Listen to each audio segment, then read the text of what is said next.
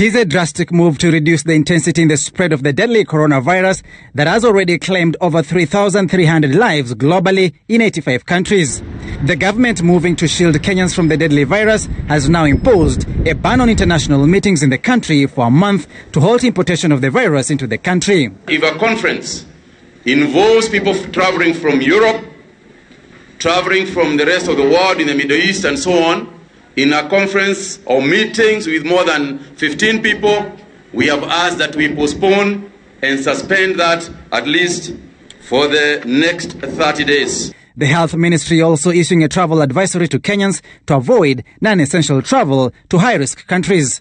Government officials also face a travel ban from visiting the affected countries unless it is extremely necessary, and that too has to come with clearance. The ban has led to the cancellation of the 2020 Magical Kenya Open Gold Tournament. The Kenya Open Golf Limited chairman, Peter Kanyago, in a statement indicating they will abide by the government directive in support of the decision to safeguard the country from the deadly virus. The European Tour Chief Executive Keith Paley equally is saying they respect and totally understand the decision made by the Kenyan government under these difficult times. The tournament postponed to an indefinite date.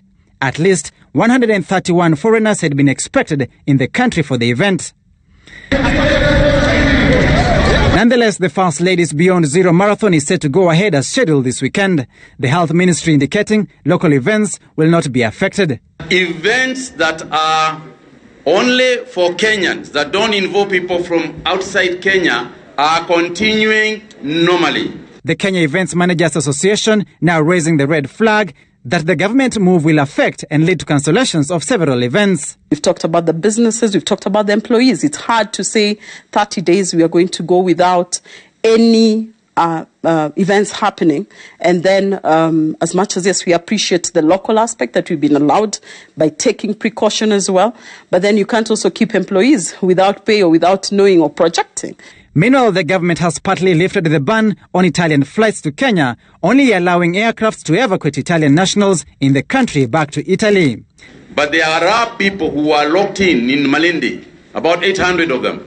So what we have done is that we have allowed a flight to come in empty, with nobody inside, to come into the airport.